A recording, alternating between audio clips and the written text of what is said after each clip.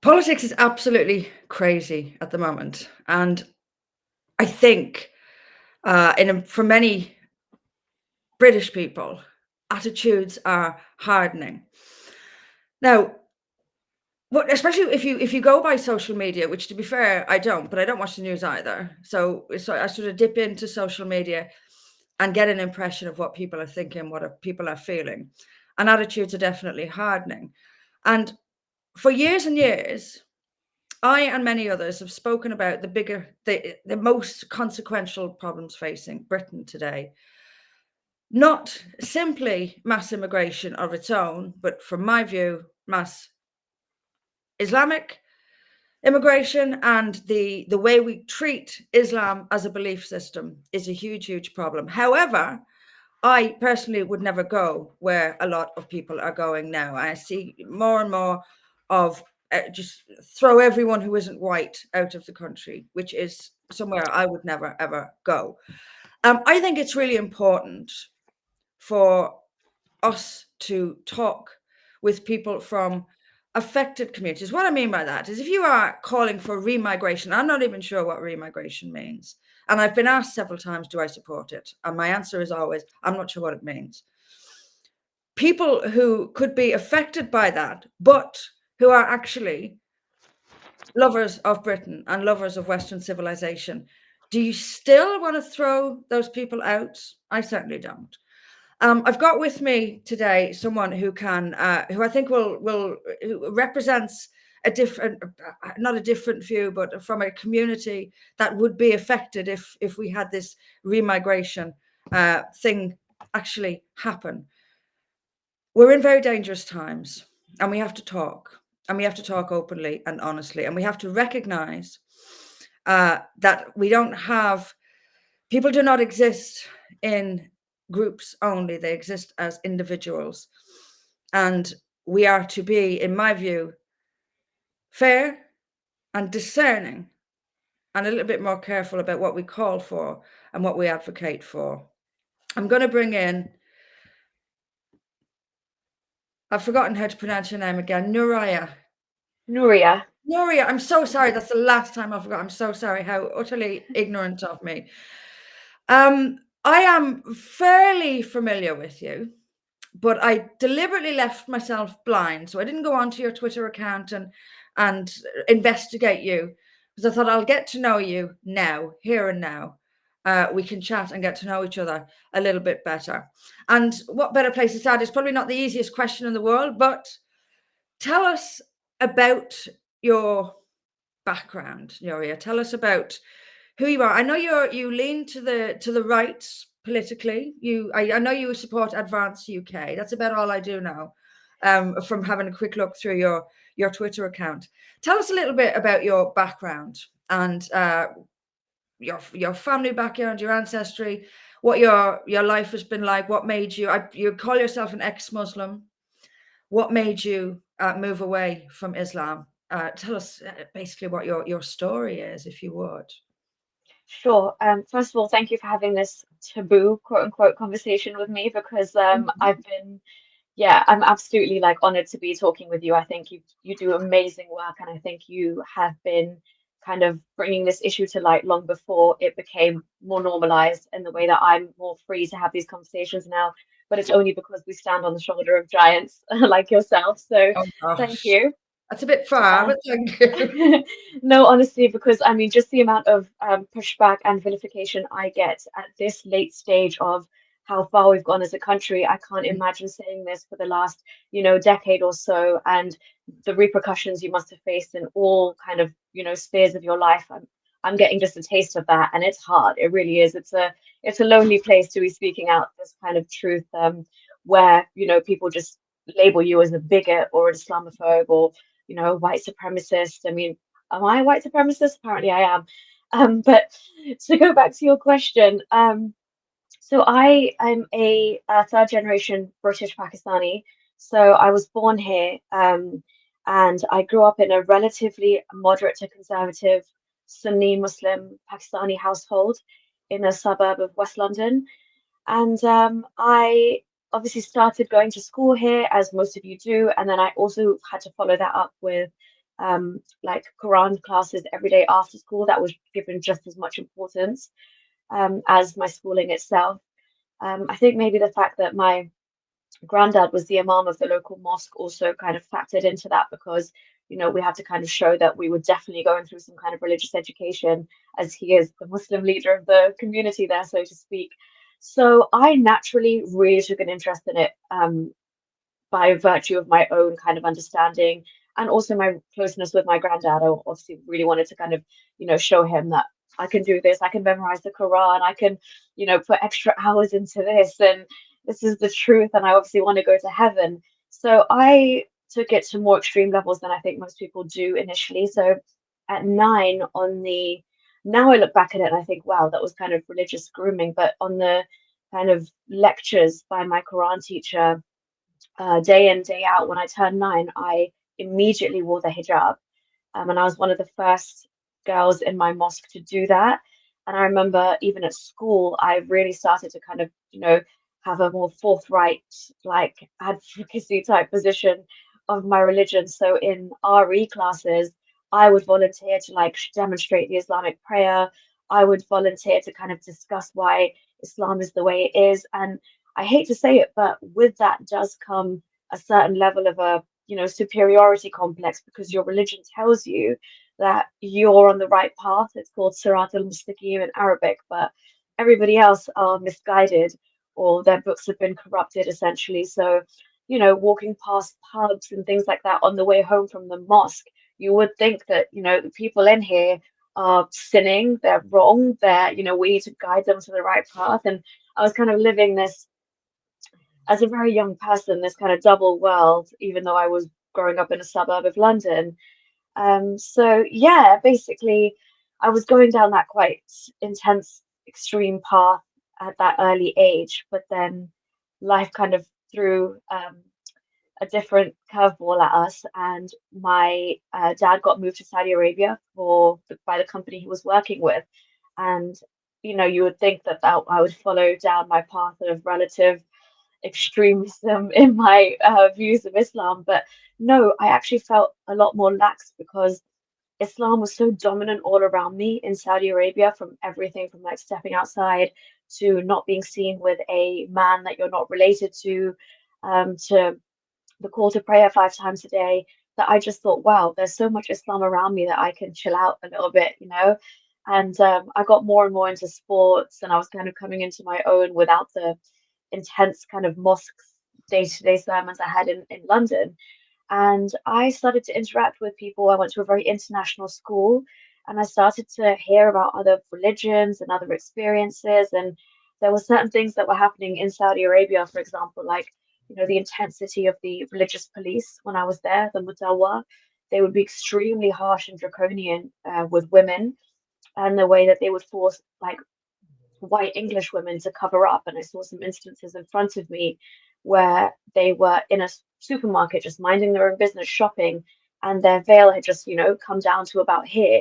And you've got the religious police walking around with their whip type thing saying, cover up now. And these like English women would have to do that, even though, of course, respecting the cultures of that country, but they don't believe. And I remember when they tried to even vocalize that or push back, it was a very scary place, essentially, to be a non-Muslim, and also a very scary place to be a Muslim because I would hear of beheadings and executions after Friday prayer when you congregate, and you could just stay behind to watch that.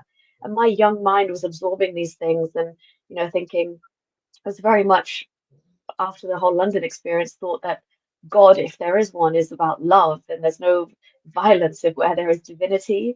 But my parents, when I would bring up these questions, would just say, "Oh, that's like Saudi Arabia, that's Wahhabi Islam. They've taken it to an extreme. That's not what we follow." And I would kind of be okay with that for a long time.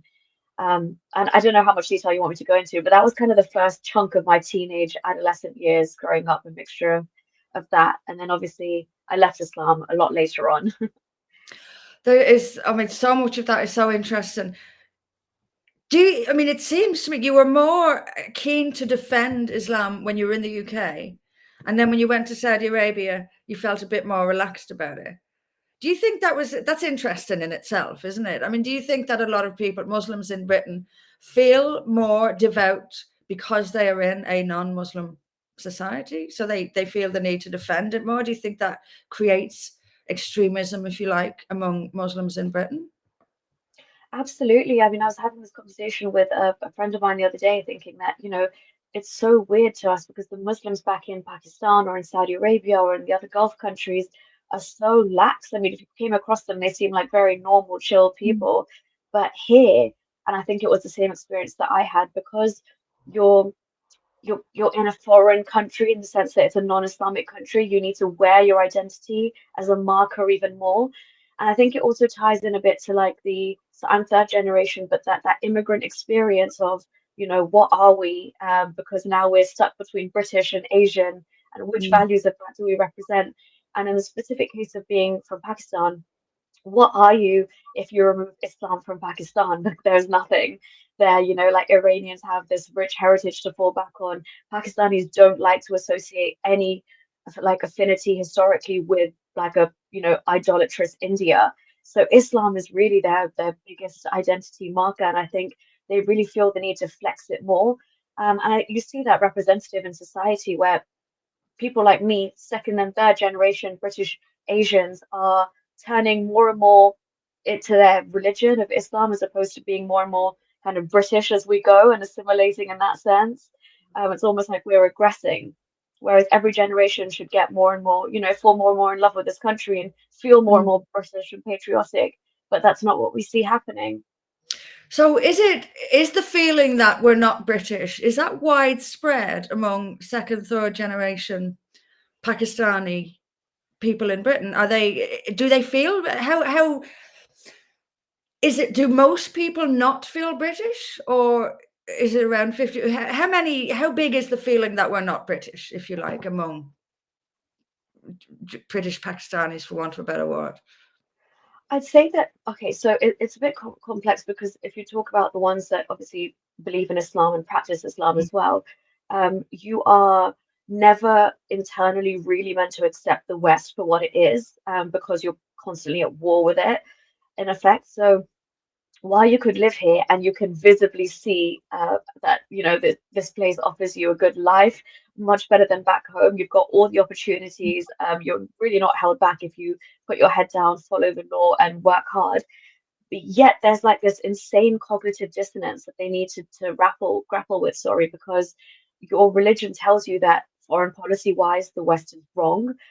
They've committed all these crimes against your fellow brothers and sisters and Muslims in far-flung countries, and just by virtue of that you have to be antagonistic towards Britain and the West. And I think that's why they latch on to like, oh, colonialism and the British Empire did this, and mm. look at all these wars that they've started in the Middle East, and you wouldn't have refugees coming here if Britain had, kept themselves to themselves and were non-interventionists and XYZ. So I can definitely see that this disconnect where they do love a lot of aspects of Britain, probably love holding a British passport, gives them travel flexibility around the world.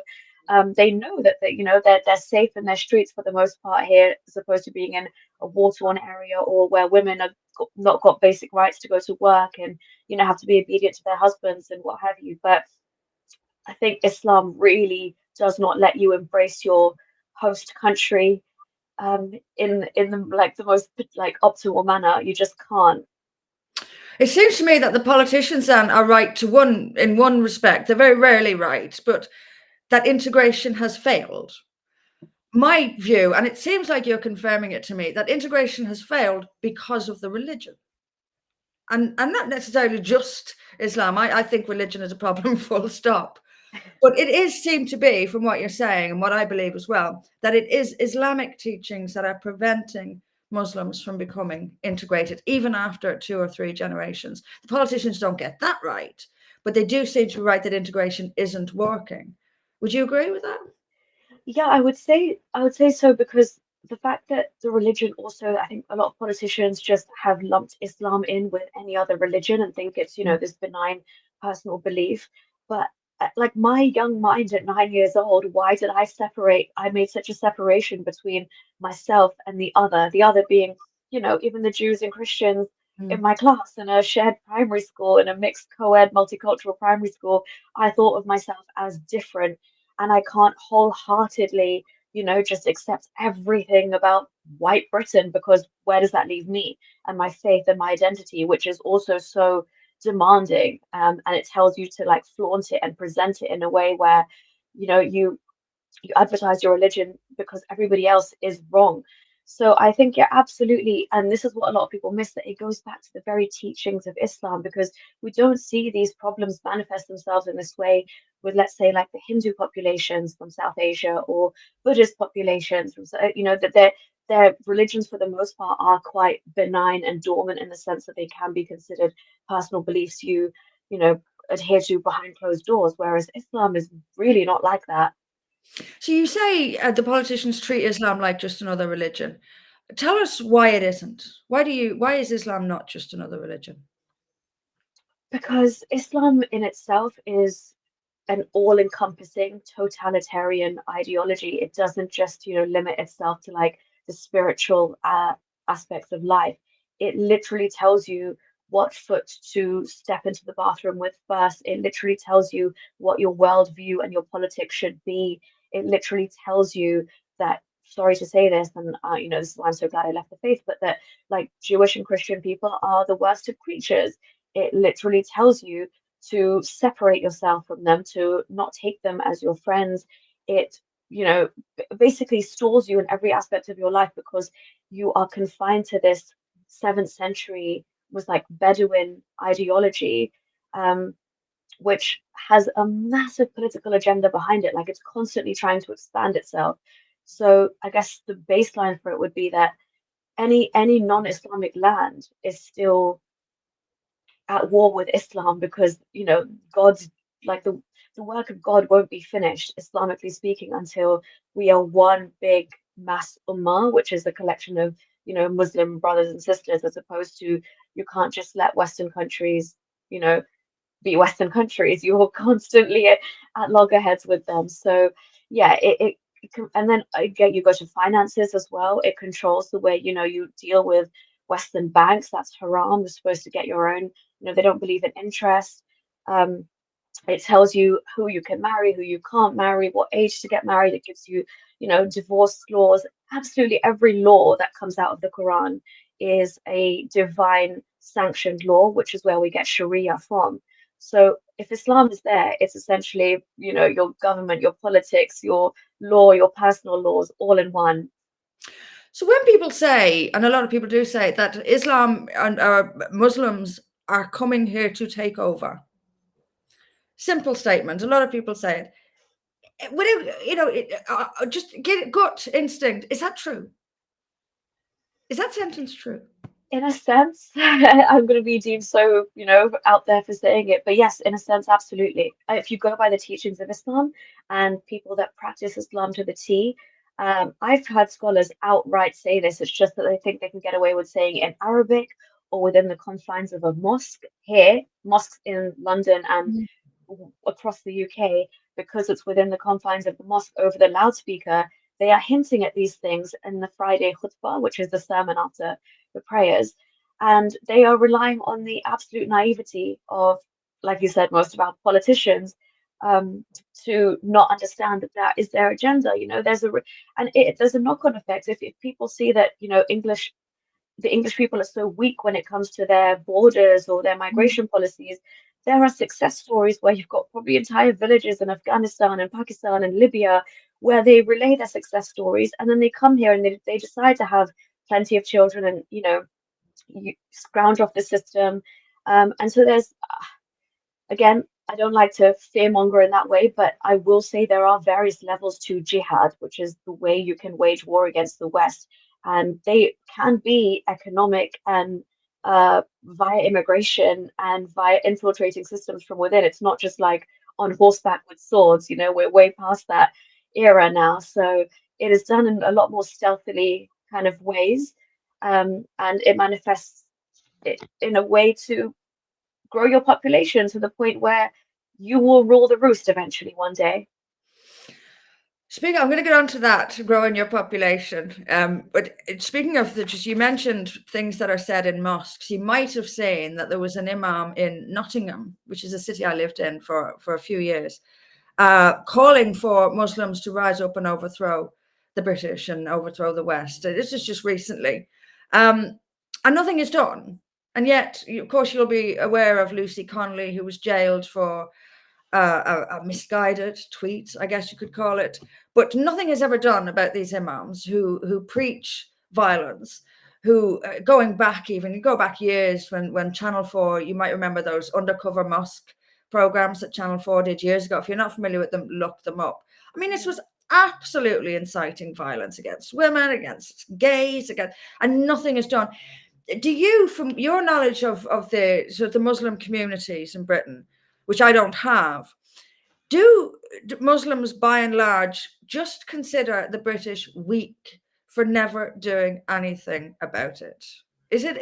Are we seen as weak, do you think? White Europeans, are we seen as weak for the pandering to and the lack of we don't stand up to people like this. We don't prosecute FGM. We don't, child marriage we know is rampant in Sharia courts. We do nothing about it. Is it just weakness on our part? And is that how Muslim communities see the non-Muslim West, as weak for not doing anything about this? I would say there's definitely an element to that because the way that this issue has festered and grown and grown and grown and now manifested itself, in, as you said, like the audacity to say some of the things that they're saying, which are clearly an incitement, are it's almost like part and parcel now of, growing up as a Muslim in Britain, the way you can get radicalized within universities via Islamic societies, the way that you can just casually go to the Sharia Council and totally bypass British law, the way that they've realized that what they're doing works. There's no pushback against it. As you said, FGM, what have we done? Maybe we've just, there's an FGM protection order you can get now, but we've not actually set any families as an example of what happens if you try and enact that on British soil. We haven't. We're just not tough enough. And I think I always say that Islam respects strength, and that's when you can really tame it. Otherwise, they will take and take and take. And if you give them an inch, they take a mile. And that's essentially what's happened now. I mean, you've got Dawa, like YouTube, Islamic propagandists like Muhammad Hijab saying, watch what happens if you come to this area. Our Muslim gangsters will, sort you out. We've got de facto areas here where I would never feel comfortable stepping foot in, nor would I tell any ex-Muslim or critic of Islam to go there. But we've just let it get to this stage where we accept this as normal, like no-go zones are a part of our society, hoarding weapons in mosques can be a part of our society, or, having Muslim police officers being more sympathetic to, Muslim instigators when there's protests breaking out. This has just become so normal. And I think, yeah, it is a reflection on their view of how weak British institutions are. Yeah. Let's talk about Sharia courts for a second, because that's how I started off in all this. The politicians, it's been in the news again recently. Someone raised it, I think, in the House of Lords. It might have been the House of Commons, but and again, when I started out, I mean, it's almost 20 years since I started talking about this. They are still saying the same things, which is that Sharia law has no weight in the British legal system, and that's it. That's our answer. They just don't get it. And you put it really well. They are operating outside the British system. That's the point. It's a complete alternative to the British system. And what they are suggesting, they say, well, if a woman has been brought to a Sharia court, she can always go to a British court. She doesn't. This is the most clueless thing in the world. You're talking about a lot of women who are insular, kept away from mainstream society. If they're recent immigrants, probably don't even speak a word of English, have no idea that they have rights under British law. And the response of the British government is, well, she needs to stand up for herself and fight for the rights she doesn't know she has in a country that she can't even speak the language. I mean, it's so absurd. But they are running as a parallel. How, in your experience, how many people in the Muslim communities in this country practice Sharia law, use those courts? Do people know about them? Is it a fringe thing, or how mainstream is it among Muslims in this country to use Sharia courts? Do you know? So in my experience, obviously, because so I've obviously as a third generation British Asian, there was a lot of women my or like from the generation above me who Mm, were a lot more aware of their like general rights as a British person in this country. right. So Okay. they would be clever enough if they were educated to use and go down that route. But then you've got a whole host of problems for people who are new to this country or wives who have come here as a result of like bigamy because they're already not recognized as legal spouses under British law. So they have no choice but to be at the behest of Sharia law or approach the religious leader of the mosque.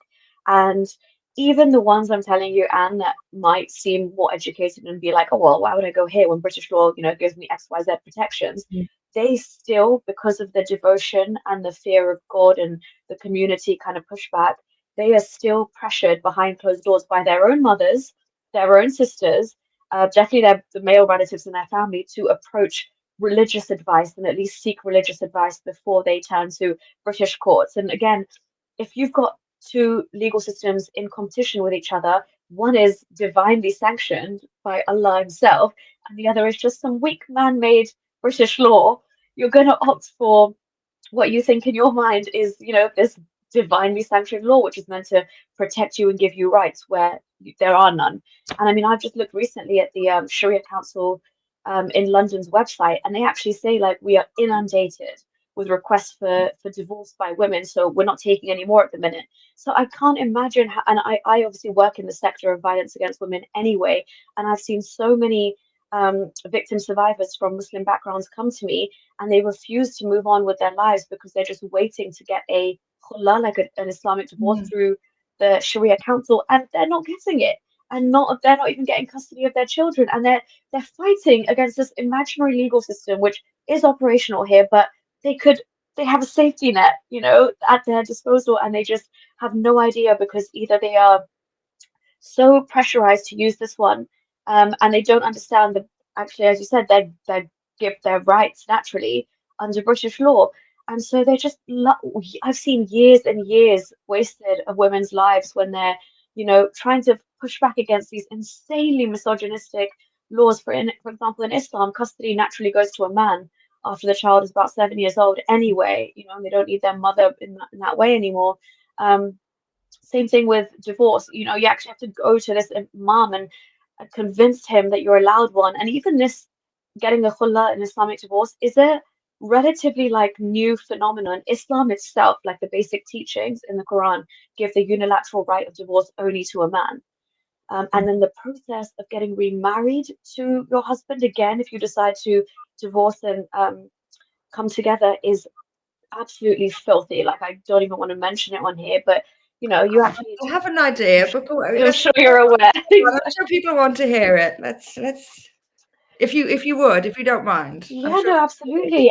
Even as a Muslim, I would always be like, what is, I have no idea why this is there. But if you want to get remarried, it's is basically the woman is required to sleep with another man, actually have sexual intercourse with him in the Arabic way, actually a fountain and ink pen position for her then to go back to her husband. And there's an entire market of this. I mean, not that I ever recommend anyone to do this, but if you Google like halala services, this concept is called halala. If you were to even Google halala services in the UK, you will see the perversion that is happening with these imams and these old men offering their services to effectively release women and allow them to remarry Oh, their get husband by there. spending a night with them, and they will pay for it. Like it's absolutely filthy, it's perverted beyond belief. It's just, yeah, the fact that women have to go through this and think it's you know better than using UK law, really, that's the grip that Islam has on you. Yeah, I mean, religion is a very dangerous thing in how it captures minds. I mean, all religions are different, and some are more dangerous Mm. than others. I concede that. Um, Before I want to take you back to talk about your own story a little bit, but before I do, and I'm sorry if I'm not asking you these questions because I assume you know the answer because I'm asking you in case you know the answer. Let's talk a little bit about women in the UK, specifically Muslim women in the UK. I mean, you've given a little bit of insight there into the devotion and the rights so many women are giving up. Is it, you said earlier that it seems like in many ways people are regressing and going backwards. Is that the case for women? Are women? So the idea was, I mean, a lot of people would say, well, you know, if women from countries where they're oppressed come to the UK, they'll find their freedom and this is great.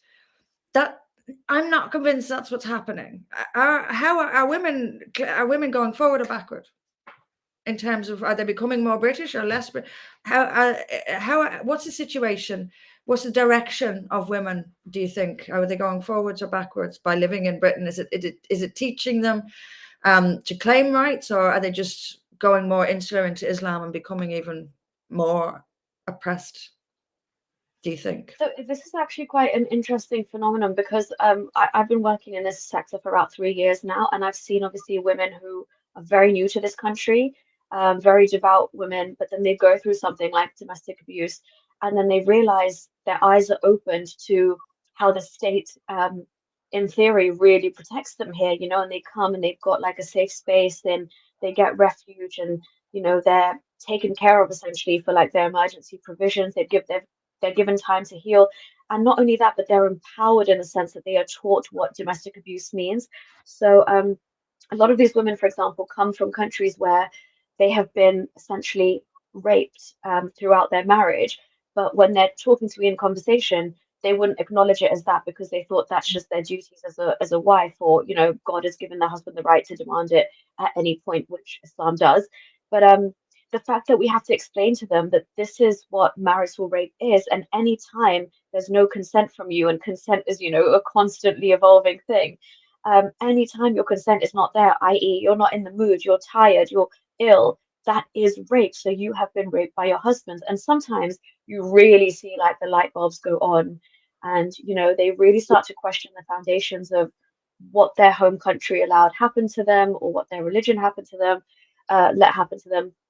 But then I also see, you know, the other side of it where there's women who come in, they go through the system, they're grateful for their help, but they think that there's absolutely nothing wrong with their religion, and they turn to it as a result of the trauma that they've experienced, and they end up kind of being more insular in that way. But I have seen that like when you give women the right support and they're surrounded by women from various other cultures who have gone through the same thing, they do really start to have this appreciation for Britain and the kind of sense of British justice, because they were absolutely robbed of that from wherever they came from, you know, telling them that bigamy is wrong, telling them that even their husband shouting at them and expecting dinner on the table the second he walks in is wrong. This is just their culture, essentially, of what they were taught was their culture. Um, and so yeah, it kind of goes both ways, but I've seen both. I've seen people actually genuinely like, you know, be extremely thankful to Britain and then kind of shed their older layers. But then I've also seen ones who like, I need to turn to God now because I've been through X, Y, and Z. And it was God that put them through X, Y, Z in the first place. It's crazy, isn't it? It's cause a problem and then offer the cure for the problem. Yep. Um, Speaking of shedding old layers, so you put on the hijab at 9. First of all, very briefly, what's it like wearing the hijab? How long did you wear it for? I wore it for, I think, just under a year because I was getting more and more into football and health and safety. I was in the playground 9 years old. We had climbing frames and all sorts, and apparently it's very dangerous because I had a safety pin here that would hold it together, the fashionable ones at the time, but it was a massive health hazard when I'd be playing football and things like that. So that saved me as well. Oh, how Um, fabulous that football mattered more to you than the hijab. I absolutely oh love yes, it. Are you a fan of the Lionesses? I am big fan. They've Me been too. doing very well as well. Yeah. Oh, it's crazy. Honest to God, I think what they are doing for women is one of the most important things to happen for women since, I don't know, the pill. It's so huge to see young boys getting excited, really excited about women playing football. I absolutely love it. Love the line. Exactly. And they're doing what the men couldn't do, so Absolutely. even better. So you took off your hijab thanks to football, which is wonderful. So tell us from there, when did you leave the faith? What made you do it? What was it? What was the final straw? Or was there a final straw? What brought you to the point where you said, right, that's it, I'm not a Muslim anymore? Yeah, there was definitely a final straw. So obviously these little things in my childhood and like growing up I'd witnessed were obviously questions answered, but the seeds of, the issues that I had with them were still somewhere in the back of my mind. And then we obviously moved to Dubai, and I thought that that was a great kind of East meets West situation where, you've got Islam in the background operating, well, in the foreground, really. There's mosques every 100 meters, like we've got pubs here essentially. But, I could drive, I could hang out with boys if I wanted to, I could go to the cinema, these things existed, you can go to the beach, you're not policed by religious men walking around with their whips. And I thought, okay, this is the kind of balance I could get behind because we've got a foot in modernity and also like, it's a very normal Islamic country with where the call to prayer and Islamic holidays. And then I was became more and more of like I wouldn't say liberal, but I was a very lax Muslim in the sense that like I really believed it in my heart, but Mm. I was not like praying 5 times a day. And I was very accepting of people from other cultures. And I also wanted to be like a normal teenager. You have your first nights out clubbing and you drink alcohol and you do things like that. So And this was I was all in kind of Dubai. yeah, Wow. I know. So yeah, you can actually get away with quite a lot in Dubai until you can't. But yeah, so you have these kind of like semblances of Western freedoms. Yeah. I would always come back to the UK anyway for holidays, so I would see like how normal life here was compared. And then I came back here for university and I did a module in Islamic law where I had to write about things in terms of Sharia with women's rights and the differences and the fact that the Quran says that men are a degree above women. And I found myself, I was at a very, very left-leaning university here, but I found myself trying to rationalize and write essays defending why this may be the case. So again, I'm still very much a believer in the sense that I'm defending this Quranic verse, even though it has real world implications on women. Um, but bit by bit, like it's chipping away at, like my mind is not entirely comfortable. But then I moved back to Dubai as an adult after university, and in our culture, it's not really a thing to date as well. You've done university, next thing on the checklist is to get married. So having gone through that experience, I was too young, I wasn't ready to, and I think I had no idea at this time, by the way, what abuse was. I only work in the sector now because my eyes have been opened. But um, there was a lot of emotional abuse. There was financial abuse. I didn't know what was happening, but I knew something was off. And when I finally eventually like Googled what was like, why do I feel this way? What's happening to me? I realized that emotional abuse was a thing that, psychological abuse and financial abuse and keeping you kind of locked in, making you question your sanity was all forms of things that I'd never actually, thankfully, in my childhood seen or come across. And when I wanted out from that marriage, I essentially thought, okay, I'm in a country which says it safeguards women. Dubai always bangs on about how safe it is for women and how they're taken care of and how they can walk home at night. And, Islam gave women all the rights. So I thought, okay, I want a divorce. Let me go by the system and ask for my divorce. Um, lo and behold, when I tried to do that, the cookie essentially crumbled because my abusive ex-husband refused to give me the divorce. And as I mentioned, if you go back to the Quran, men have the unilateral right to divorce. So I could apply through the courts for law, but before that, because he's got, uh, he's the top dog and he gets the first word. If he doesn't want to give me a divorce, he actually hired a lawyer who put an ancient Sharia law on me, which isn't really used anymore around the Arab world, but you get hints of it in Egypt and Morocco if you really want to be vindictive, because it is still part of Islamic law. And that law essentially is called Da'a Zawjiyya in Arabic, which directly translates to the disobedience of the wife, which comes all the way back from the Quran, verse 434, which is if you fear disobedience from your wife, da, da, da, da, da, and beat her in the end. But essentially, they can't sit there and beat me like that because technically, we've moved on slightly from that. But what they could do is they can force me to go back to his house. They were going to arrest me and take me back there, and I can't leave ever without his permission. So essentially, like I'm kidnapped and I'm hostage to this man, where I completely feel like my life is in danger. To my British mind, this was wild. To my British legally trained mind, I thought, are you having a laugh? Like, how is this possible? No judge could ever sanction such a thing. And then that's when the shock really hit me because it was absolutely sanctionable by judges. In fact, they were backing this up. The police would come. Had a new job at that point, which I really enjoyed. They would show up at my workplace. They would request me to go to the police station after hours, and that's when I would play on their own laws because I'd been living there for a while. So Islamically, they're not allowed to ask me to go to the police station with them after 10 o'clock if there's not a female officer present. Yet they try to bypass that and do that multiple times. So I pushed back. Once they came to like my villa and they tried to get me again in the middle of the night, and I used the Islamic laws in my favor again because my dad was actually in London. And I said, well, my guardian, because it's not my husband anymore, the mahram, my guardian, is not here, so you can't take me. And I said, okay, we'll come tomorrow during the day then.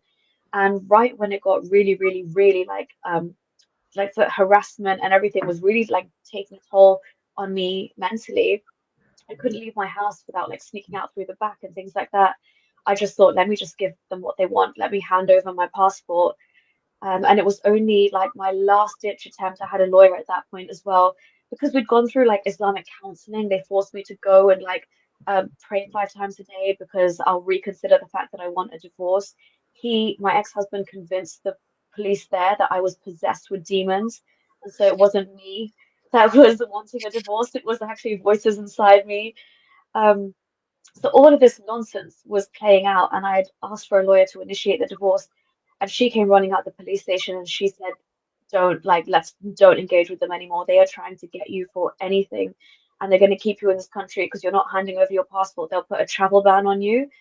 And in a ditch attempt, I called this emergency number for British expats in Dubai. And I just said, I was hoping someone would pick up the other end of the line because, sometimes the British consulate, the line just rings, especially with these helplines. I didn't really have any faith in them. But some angel of a man answered on the other end. And I just said, look, I'm outside the station. X, Y, and Z is happening to me. This is what they're trying to charge me with.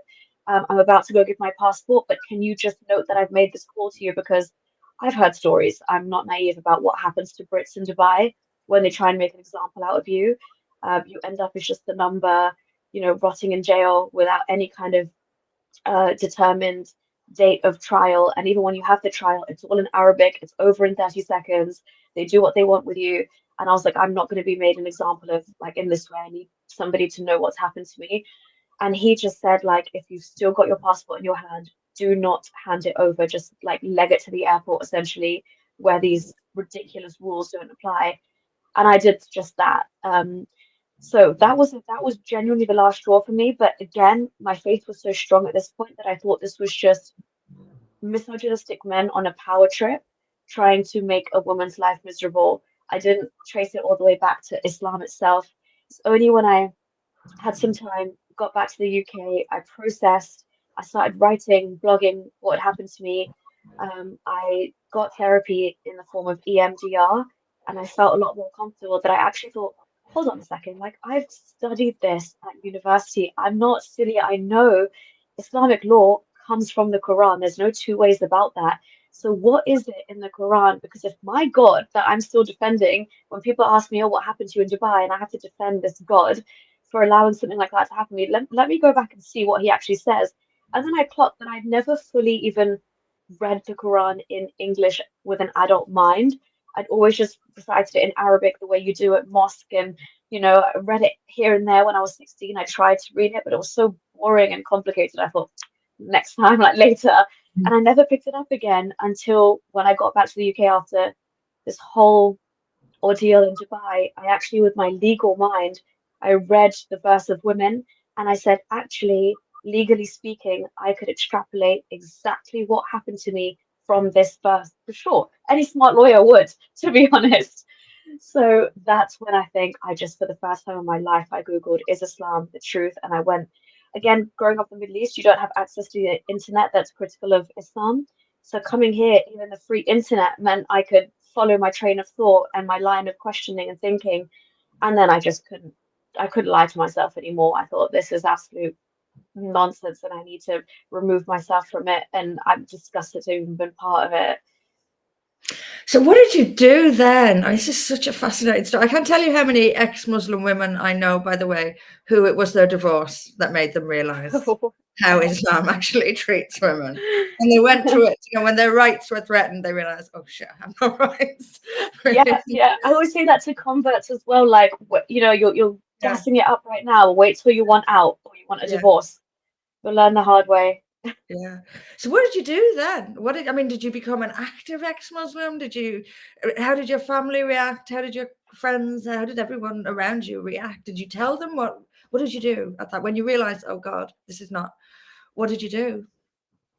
Well, I absolutely initially didn't tell anybody because it's like you've kind of, taken the red pill in the Matrix or something, and Yeah. only you've seen this truth that everybody around me is still bowing up and down and, saying all the Arabic words and being the good Muslims, and I'm there thinking, whoa, like have all of these people for all these generations bought into this con? Because if you investigate Islam enough, especially with the resources that are available to us now. I understand before it used to be this kind of mysterious, divine, religion that all there's books covering our bookshelves in Arabic, and they're so complicated and intricate that somebody like me who's not even a native Arabic speaker, I mean, native Arabic speakers struggle because it's classical Arabic, but Mm, where do you begin?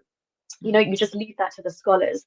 But now having this information at your fingertips, it's almost like everything can be translated into English, and you can tell straight away how problematic it is. But again, I had just realized this, and I didn't want to kind of rock the boat around me, and I was just going through my own kind of, I guess, metamorphosis and reassessing my entire worldview, picking up everything, realizing what my morals are, realizing what my kind of, personal boundaries are, what I think is ethical, what isn't. Like my mind was kind of recalibrating after being inside effectively what was this massive cult. Like, oh, no wonder. Like I used to think that homosexuals would go to hell, but that wasn't me. That was never coming from me. Like I have friends who are like that. I don't want them to think. I don't want to think that they'll be rotting in hell. So I was freeing myself of all these like dispositions and people and things I was told to hate. And I thought, maybe is America the enemy? I don't know. Maybe Israel's not the enemy. Like there's so much work to be done internally. Um, so I kept myself to myself, but I definitely found a community online. I think at that point, X, and watching the Council of Ex-Muslims North America really helped validate my feelings. And then I think you've obviously mentioned her before as well, but I think I joined up to the Council of Ex-Muslims Britain and I reached out to Mariam Namazi and I just said, look, this is too much for me. Like I think this is so bad and so detrimental for women that I can't keep stum on this. Like I really can't. If you know how bad it is, it's like a moral duty to speak out and say to at least other Muslim women, but also to non-Muslims that, hey, this is not just a religion like you think it is, and we've got some really serious things to contend with here. And I remember Mariam gave me that initial push to be like, yeah, no, talk, because I wondered for my safety. I didn't know how bad things were in London.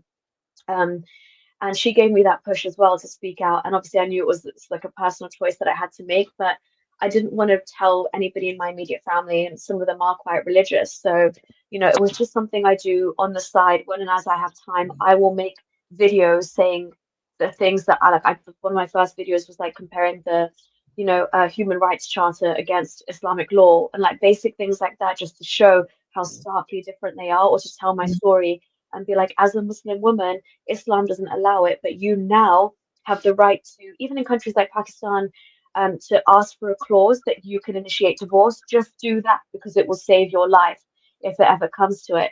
So I was just trying to do these little tidbits of information.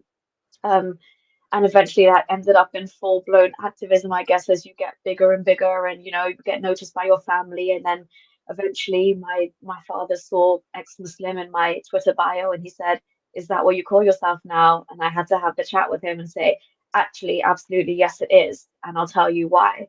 And so, yeah, it's kind of just been a grew, whirlwind since developed. then. Yeah. Yeah. And what's your family's reaction? I mean, you've hinted at what your dad's was. What about your wider family? Did they? I mean, they clearly know now that if you're involved in online activism, etc. They clearly know now. Any really negative, any scary responses from your family at all, or were they Um, all right with it? yeah, so without feeling too sorry for myself at the minute, like now, just as we're having this conversation, now it's been like I've completely been like I guess cut off from everybody. And No. it's just because before I guess they would still be all right with coexisting with me talking about Islam because like even my immediate family would defend it and be like, look, this is her journey, that's her story, you can't take away her truth. And also, excuse me, I'm in London, I've got free speech here and I'm going to exercise it. So, cry me a river.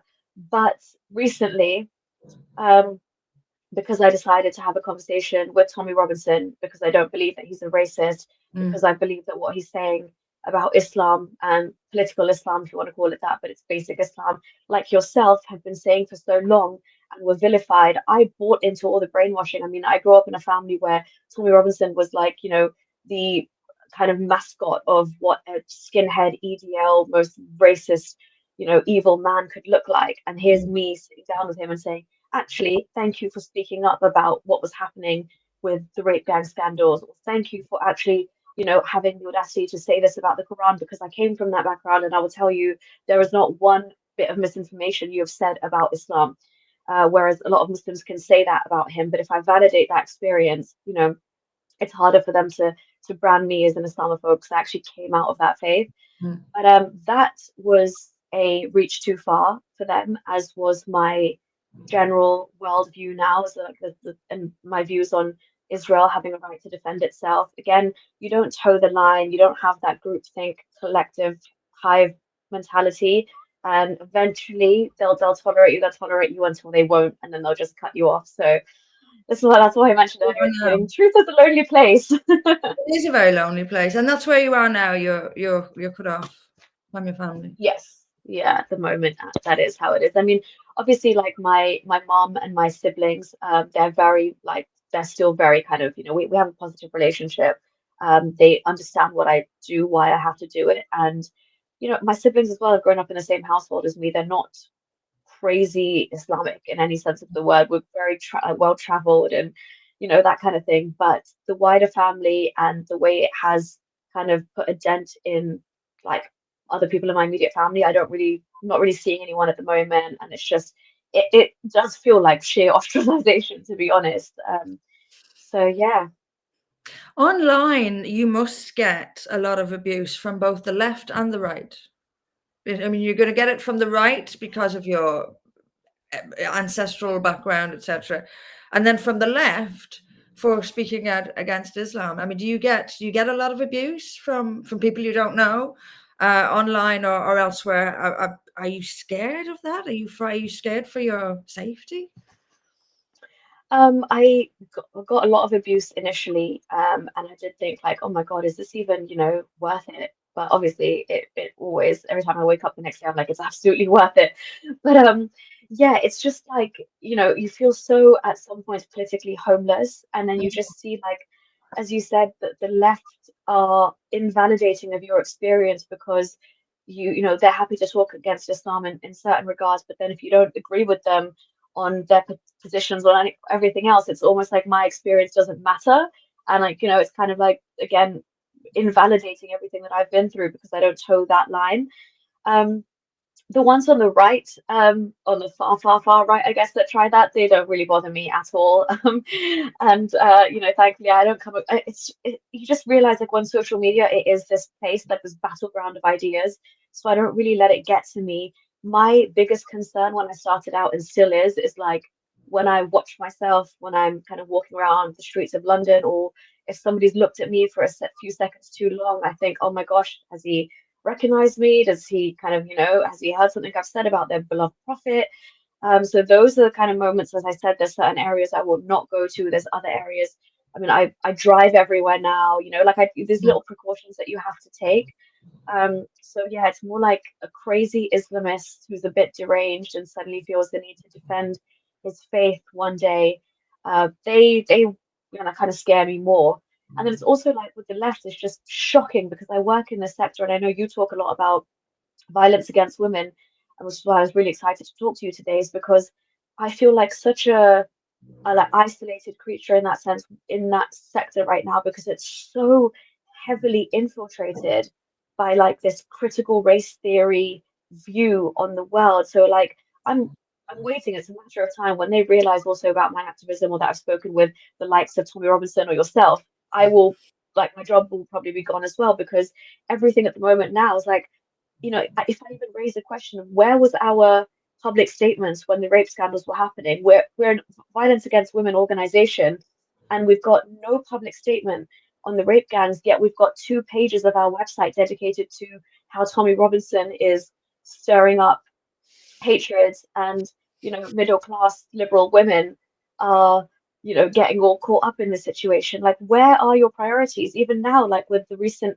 synagogue attack, it was kind of relative silence, but then the mosque attack, Mm. the arson attack, was kind of blown out of proportion. It says, oh, this is due to like fascist and far right activists who are sparking hatred between communities, and it just blows my mind that we're so focused on BAME activities and like by and for organizations, we've forgotten entirely about these white English girls. We can't comment on them.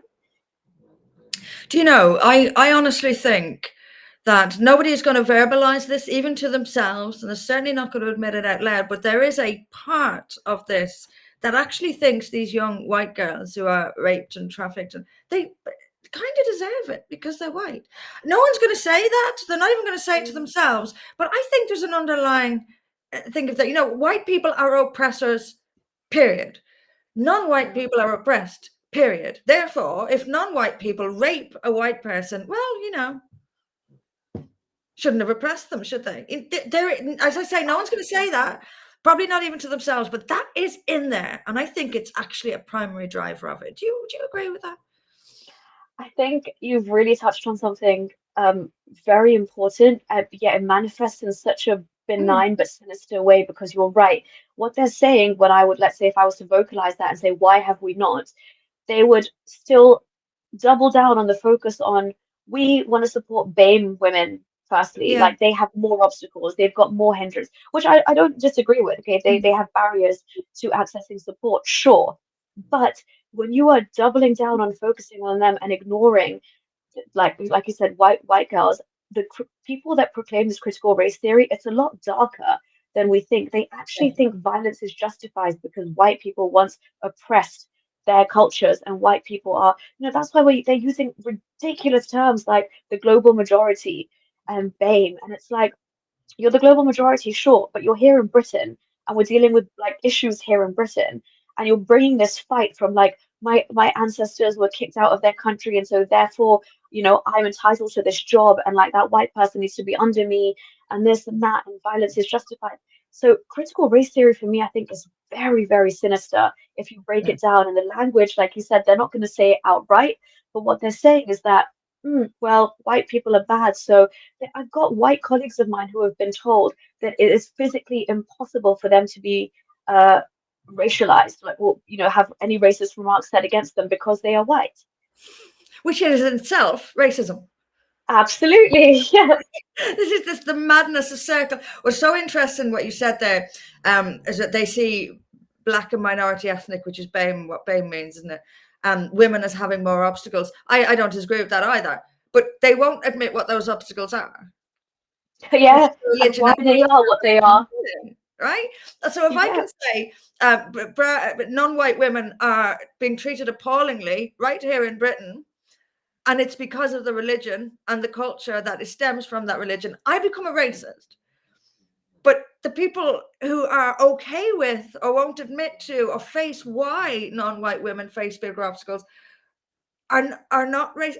It's we are humanity is insane. I'm not going to keep you for very much longer, but I do have to ask you this before, because I started out talking about politics and the hardening of British attitudes, and what we're just talking about is part of the reason, this BAME stuff, and they're not caring about white girls. And are you so this remigration thing that is becoming, some people are actually expressing the view that everyone who isn't white should be kicked out of Europe. Are you worried about that, what do you think about Nigel Farage, a potential Nigel Farage government? Are you worried about that? Are you worried about a backlash against everyone who is Asian or comes from an Asian background or a black background or whatever? Are you worried about this uptick in remigration talk and sort of make Europe exclusively white again? I think Europe should be majority white, like every country should be majority its own people. But are you worried about that? Are you worried about the remigration stuff that we see online now? Are you worried that people will eventually blame you essentially for these things? How worried are Yeah, you about stirring up hatred and division. I'm not. So for me, I'm not, I mean, I know that, like you said, there's serious concerns there. But I personally am not too worried about the whole remigration in that sense. I know obviously there are voices out there saying get everyone out that's not white, as you said, but I it? think for me, in my like general kind of sphere of what I look into, I think they're quite fringe. And I think that the legal parameters and the obstacles that you have ahead of you to do something like that is just absolutely astronomical. And I do think that we've come so far to checks and balances and barriers and the ECHR and all these kind of protections that you have in the name of human rights, that you're going to have to undo so many of these as a nation to even begin to carry out an iota of what is being said on the extreme kind of end of Mm, things. Um, and I do think there needs to be a bit of self-correction in the sense that, yes, mass deportations are required and necessary, absolutely.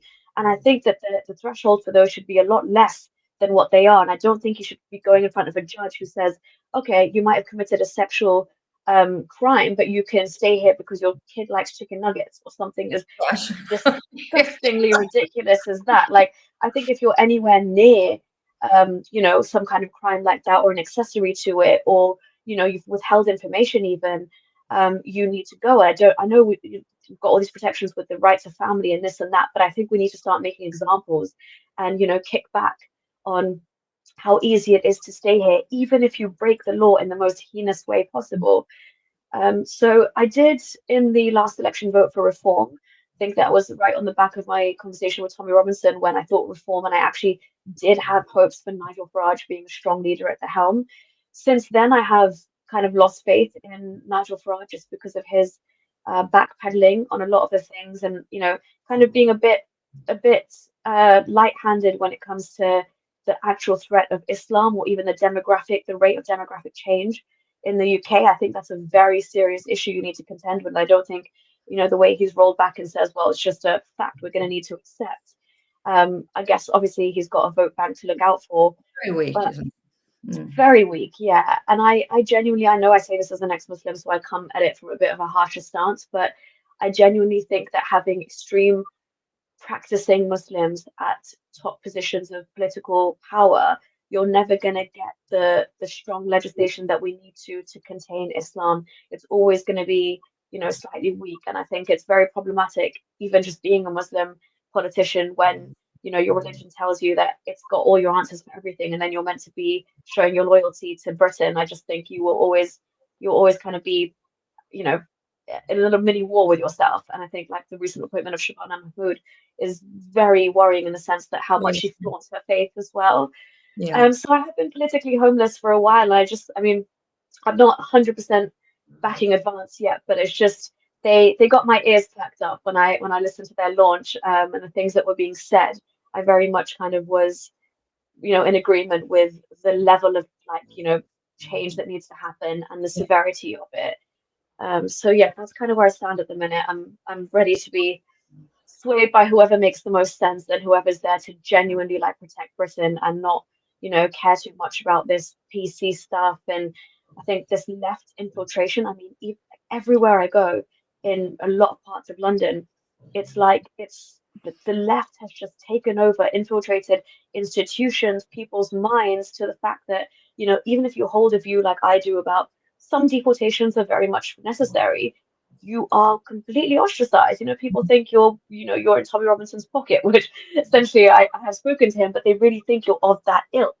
And Mm. it's very weird that you're telling me as a brown woman from the third generation that I see problems within my culture, and I think Britain needs to do things to protect itself. And we're seen as the crazy ones. Wow, wow. Nuriyah, thank you so I really could. I know people say this all the time, but I really could talk to you for hours. I think maybe you'll come on again Likewise. and we'll do another hour because there's so much left to talk about. I want to delve in a little bit more into politics, but I'm not going to keep you for much longer. But I do hope you'll come back and talk to me again. And Absolutely. It'd be my I, pleasure. like you, I'll be keeping an eye on Advance. I've also Oh, joined lovely. Rupert Lowe's Restore Britain.